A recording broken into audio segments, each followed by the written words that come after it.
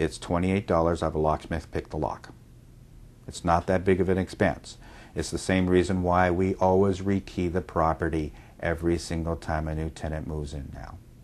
For the cost of rekeying a property, which is $28 service call and about $7 per lock, you cannot afford to ever be in that position of being accused. Ever being accused.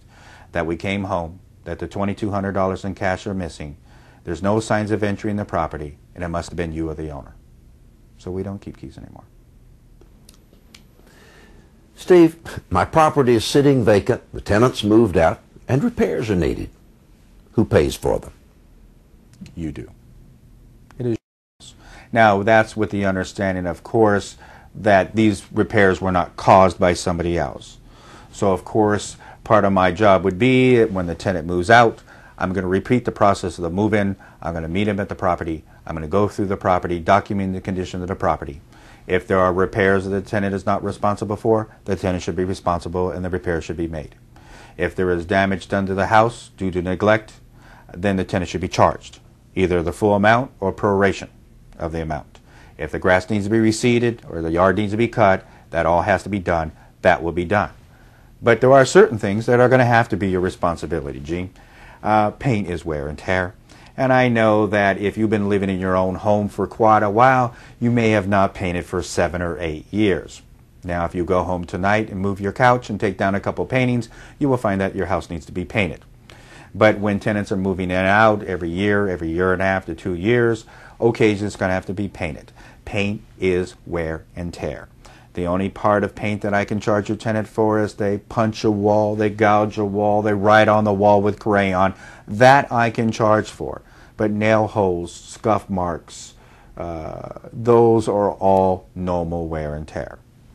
So you can cut your costs with paint quite a bit by understanding to paint it flat. Some people believe by using a washable semi-gloss paint.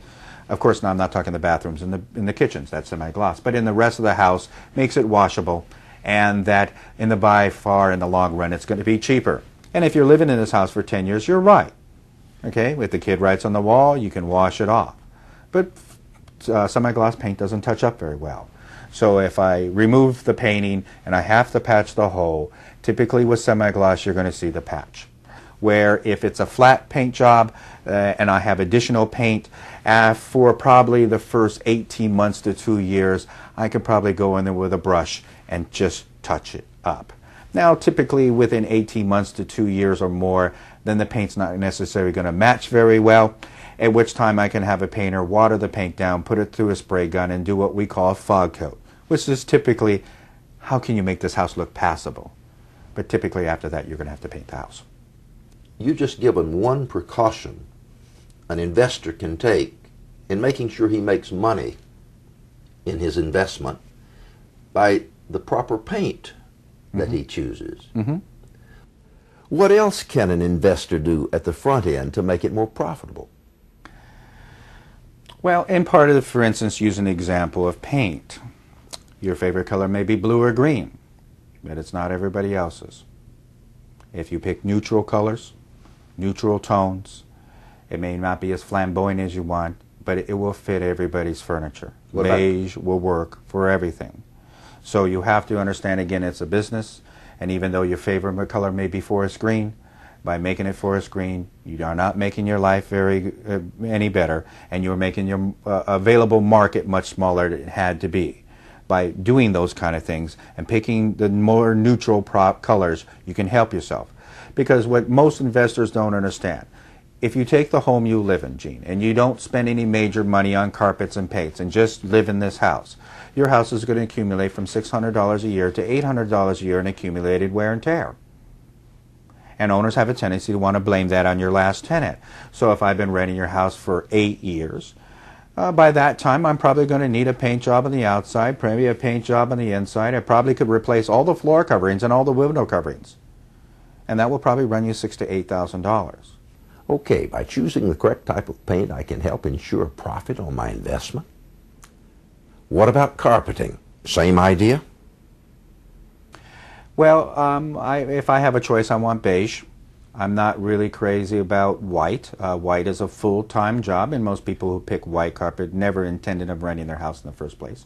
And if you're going to have a house with white carpet, then if I have a house with white carpet, I'm going to supply the tenant a walkthrough, a case of a carpet remover that I like to use. There's a product out there that I think is wonderful. So I know it's going to be a problem. I know we have children. Maybe we have a pet. I'm going to deliver them Spot Shot carpet cleaner. Yeah, Spot Shot. Right then and there. I know it's going to be a problem. I'm going to teach them how to use it because in the long run it's easier for me than trying to explain to an owner who says, well, how does that happen? What about quality? Should I spend a lot of money on the carpet? Typically, you want the quality of all things in the house to be the quality of the property when it was purchased, like kind. A house that rents for $850 a month is not going to have the same kitchen faucet as a house that rents for $3,000 a month. The standard house will probably get away with a $65, $85 kitchen faucet, where if you're moving into an executive home, which I can't say because it's discrimination, but a large house with a pool and a spa, then I'm probably, if the standard is a $150 faucet, that's what I should put in. Because it won't be acceptable. It's like putting an 18 cubic foot refrigerator with no ice maker in a $2,000 a month house.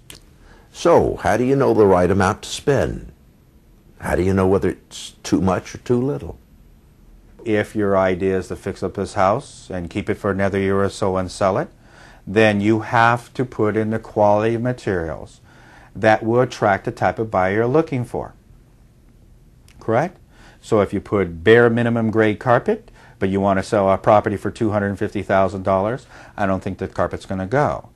Where versus it also doesn't make sense to put $30 yard carpet in a small property that's going to sell for $65,000. So, but it does have to be to the quality of the neighborhood and the quality of what you're trying to accomplish. Because inexperienced investors will make mistakes. For instance, I tried to explain to him I really didn't believe he should put so much money into this house. He explained to me that just a few years before these kids moved in, he had put another $10,000 in this property prior to that. And a couple years before that, he had put another $8,000 in the property. And you and I are already wondering how much beating up does this guy need before he gives up. And I told him that I really thought he's just ought to sell this property in the present as-is condition, showing the bids of $16,000 to the rehab. Because a person with less experience in the investment market will basically look at that, thinks he's a smart guy, and $15,000 or $16,000 is ridiculous. I can fix this thing up for about $8,000, Gene. And what you will find is an investor who put the cheapest grade carpet in, the cheapest window covering in, painted it all semi-gloss because it's water washable, and what you have at the end of the term is a property will not rent for the dollar you will, because you and I will not live in a property like that, and in a property at the end of the year that cannot be sold for top dollar because it was rehabbed as a low-income property. What about upgrades? What about the investor who says, I'm going to upgrade the property by adding a jacuzzi, swimming pool? What advice would you give? I don't believe it will work. The jacuzzi is a nice thing to have. It may make the difference, do I rent the house down the street or do I rent this property? But those things like swimming pools and jacuzzis do have a tendency to have some maintenance involved. Swimming pools, unless you're getting a very good deal on the property when you bought it, swimming pools are usually a losing situation. If you have a swimming pool, you have to have a guy who takes care of the swimming pool, which could be $70, $80 a month. Typically, the houses that rent the most profitable are the smallest three-bedroom house in the neighborhood. Typically, if I'm going to buy a property, I try to buy the 1,350 square foot, three-bedroom, two-bath, single-story, single-family home in the finest neighborhood. What I want to buy is the most neighborhood for the dollar, not the house.